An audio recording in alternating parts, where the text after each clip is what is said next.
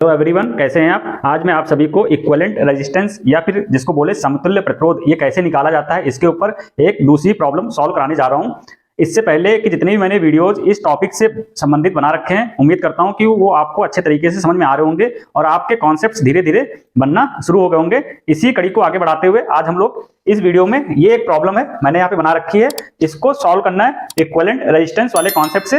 पहले हम लोग प्रॉब्लम समझ लेते हैं। यहाँ पे ये कई सारे रेजिस्टेंस कनेक्टेड हैं और सारे रेजिस्टेंस की वैल्यू मैंने यहाँ पे 111 ओम की है और यहाँ पे हमसे पूछा क्या गया है कि ये सप्लाई है। यहाँ सप्लाई की वैल्यू हम लिख लेते हैं 1 वोल्ट की सप्लाई है और इसके अक्रॉस जो करंट है, इससे जो करंट आई फ्लो करेगी, आई करंट जो फ्लो करेगी उसकी वैल्यू हमें कैलकुलेट करना है। तो बेसिकली हमारा अप्रोच क्या होना चाहिए, इस टाइप की जब क्वेश्चन एग्जाम में आ जाते हैं तो हमें अगर करंट आई कैलकुलेट करना है तो हमें यहाँ पे क्या लगाना पड़ेगा, ओम्स लॉ लगाना पड़ेगा। ओम्स लॉ क्या कहलाता है कि आई इक्वल टू होता है V अपॉन R।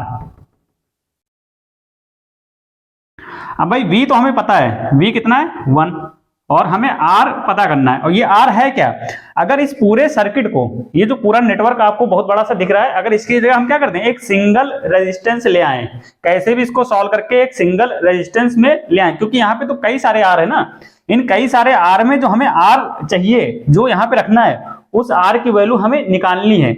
और वो R कौन सा R होगा मैं यहाँ पे आपको बता देता हूँ। सिंपल देखो, बहुत ईजी है।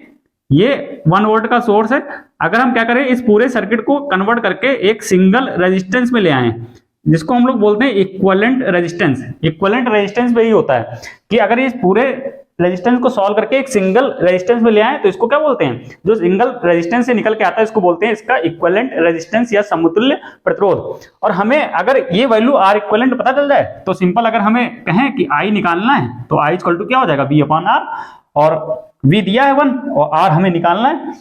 तो हम लोग देखते हैं कि इसका R कैसे कैलकुलेट कर सकते हैं। तो बहुत इजी है, मैंने आपको इसके ऊपर कई सारी प्रॉब्लम्स करा रखी हैं। अगर हमें इसके यहां से इक्विवेलेंट रेजिस्टेंस चाहिए, इसके अक्रॉस यहां से देखना है तो हमें क्या करना पड़ेगा, इस सर्किट को पीछे से सॉल्व करना पड़ेगा। ये मैंने आपको बेसिक्स में बताया, कभी भी अगर इक्विवेलेंट रेजिस्टेंस जिस पॉइंट के अक्रॉस चाहिए वहां से यहां से सॉल्व नहीं करेंगे सर्किट को हम इसके पीछे से सॉल्व करना शुरू करेंगे। आप यहां से सीरीज पैरेलल नहीं देखेंगे, कहां से देखेंगे, यहां से सीरीज पैरेलल देखेंगे और उसको सॉल्व करते करते इसको एक सिंगल रेजिस्टेंस में लेकर के आएंगे। तो हम लोग इसको सॉल्व करते हैं।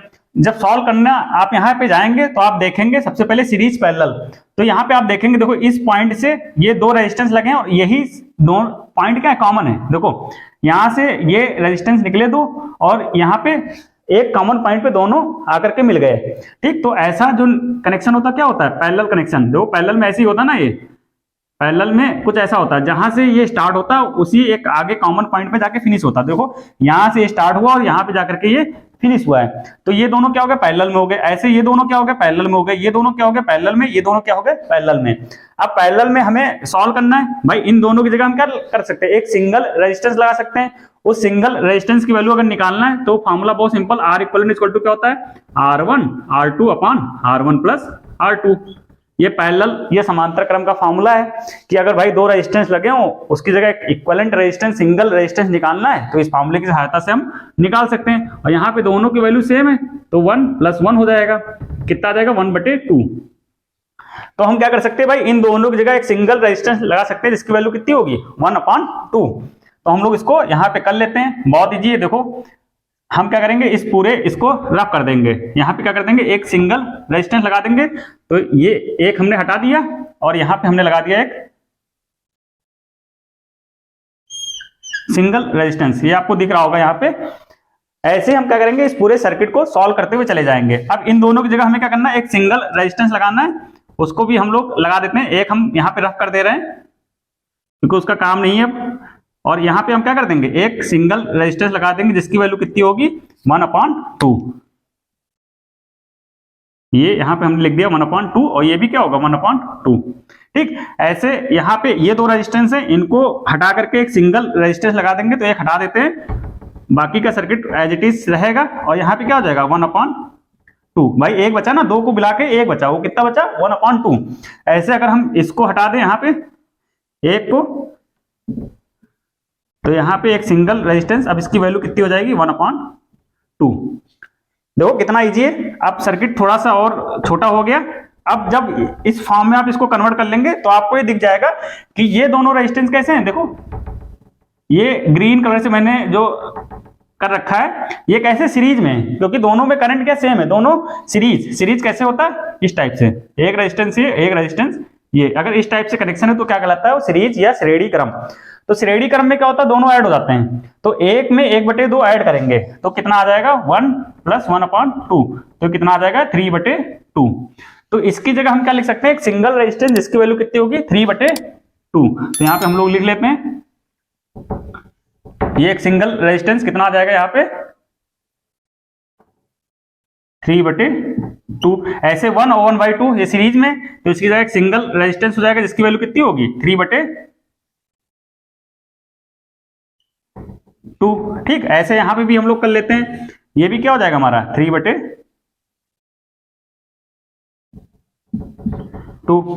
इन दोनों की जगह एक सिंगल रेजिस्टेंस लग जाएगा जिसकी वैल्यू कितनी होगी 3/2। ठीक, हमने क्या किया सीरीज सॉल्व कर लिया, दो रेजिस्टेंस लगे थे हर रास्ते में, दोनों कैसे थे सीरीज में, और उसकी वैल्यू कितनी आ गई 3/2। सिंपली क्या करते दोनों को ऐड कर लिया। अब जब आप इस फॉर्म में इसको कन्वर्ट कर देंगे तो यहाँ पे आप देखेंगे कि ये दोनों रेजिस्टेंस कैसे हो गए पैरेलल में हो गए। देखो ये पैरेलल में ना सेम यही वाला कनेक्शन बन गया। अब 3/2 और 3/2 क्या है पैरेलल में, तो इसका इक्विवेलेंट अगर हमें रेजिस्टेंस निकालना है तो कैसे निकाल सकते हैं, बहुत सिंपल फॉर्मूला, यही फॉर्मूला लगा सकते हैं।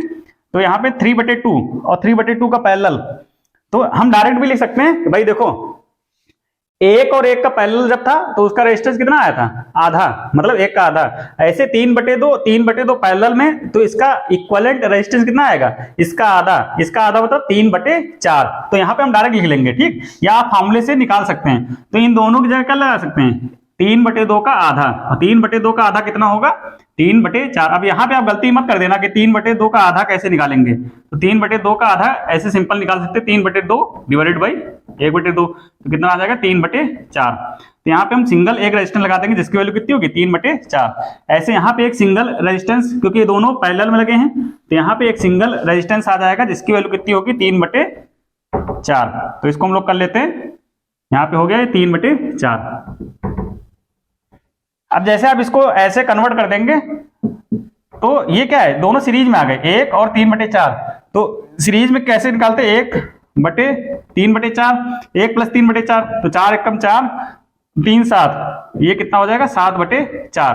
तो इनकी जगह हम क्या कर सकते हैं एक सिंगल रेजिस्टेंस लगा सकते हैं जिसकी वैल्यू कितनी होगी 7/4। तो मैं यहाँ पे ये रफ कर देता हूं और इसकी जगह एक सिंगल रेजिस्टेंस लगा देता हूं जिसकी वैल्यू कितनी होगी 7/4। ऐसे यहां पे भी क्या होगा एक सिंगल रेजिस्टेंस लगेगा जिसकी वैल्यू कितनी होगी 7/4, क्योंकि यहां पे भी सीरीज में दोनों, तो यहां पे हो गया ये 7/4।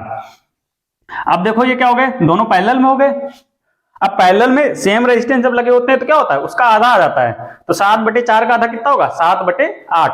सेम ऐसे देखो 7/4 का आधा, 7/4 का आधा, तो कितना आ जाएगा 7/8। ये सिंपल मैथ है, यहाँ पे आप गलती मत कर देना नहीं तो आपका क्वेश्चन गलत हो जाएगा। तो यहाँ पे इन दोनों की जगह क्या लगा सकते हैं एक सिंगल रेजिस्टेंस लगा सकते हैं जिसकी वैल्यू कितनी होगी, सब रफ कर देते हैं, सिर्फ एक रेजिस्टेंस बचेगा जिसकी वैल्यू होगी 7/8। समझ में आ गया। अब देखो ये दोनों क्या हो गए सीरीज में हो गए, सिंपल सर्किट बचा। तो सीरीज में क्या करते हैं आर इक्विवेलेंट कैसे निकालते हैं भाई R1 + R2, ये कितना 1 + 7/8, तो कितना आ जाएगा 8 7 15, 15/8। तो इसकी जगह हम क्या कर सकते हैं एक सिंगल रेजिस्टेंस लगा सकते हैं जिसकी वैल्यू कितनी होगी 15/8। तो यहाँ पे हम लोग सॉल्व कर लेते हैं इसको सर्किट को, तो कितना आ गया 15/8 ओम।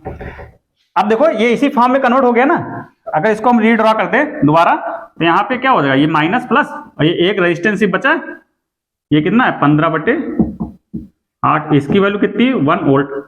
अब अगर आर इक्विवेलेंट हमारा 15/8 आ गया तो हमें करंट निकालना था एग्जाम में। आपसे एग्जाम में इक्विवेलेंट रेजिस्टेंस की भी वैल्यू पूछ सकता है, तो इक्विवेलेंट रेजिस्टेंस अगर पूछेगा तो 15/8 ओम आपका आंसर हो जाएगा। अगर यहाँ पे जैसे मैंने आपसे करंट पूछा है, एक स्टेप थोड़ा सा आगे बढ़ा दिया है, तो यहाँ पे आई की वैल्यू क्या होगी, आई इक्वल टू क्या होगा V/R, और V की वैल्यू कितनी 1, और R की वैल्यू क्या आर इक्विवेलेंट, ये कितना 15/8, तो कितना हो जाएगा 8/8। 15 एम्पियर। तो हमारा जो फाइनल आंसर हो जाएगा, जो करंट हमसे पूछी गई थी, ये कितना हो जाएगा 8/15 एम्पियर। ये आई की वैल्यू हमारी यहाँ पे निकल के आ गई। तो इस टाइप के प्रॉब्लम्स को हम लोग ऐसे ही सॉल्व करते हैं। इक्विवेलेंट रेजिस्टेंस कैसे निकाला जाता है, बेसिकली आपको सीरीज पैरेलल सॉल्व करना आना चाहिए, और कैसे हम पीछे से स्टार्ट करते हैं और आगे तक आते हैं और इसको एक सिंगल रेजिस्टेंस में लेकर के पूरे सर्किट को आते हैं, और वहां से चीजें बहुत आसान हो जाती हैं। करंट या वोल्टेज जो भी हमसे पूछा गया वो आसानी से हम कैलकुलेट कर सकते हैं। तो आई थिंक आपको ये प्रॉब्लम जो मैंने बताई है, या इससे पहले की जो प्रॉब्लम मैंने आपको जितनी भी इक्विवेलेंट रेजिस्टेंस के ऊपर कराई है, वो अच्छी तरीके से समझ में आ गई होंगी। आपको अब क्या करना है कि प्रैक्टिस करना है, डिफरेंट डिफरेंट टाइप्स की प्रॉब्लम्स आपको उठानी है बुक से, और उसको अपने आप सॉल्व करना है और देखना कि आप उसको कर पाते कि नहीं, और थोड़ा सा लेवल हार्ड करके रखना है, कि जिससे क्या हो कि जब आप कठिन से कठिन प्रॉब्लम कर लेंगे तो एग्जाम में जब कभी भी क्वेश्चंस आएंगे इस टॉपिक से संबंधित, तो आप वहां पे आसानी से कम टाइम में वहां पे आप इसको सॉल्व कर पाएंगे। तो आज की इस वीडियो में बस इतना ही। Thank you so much.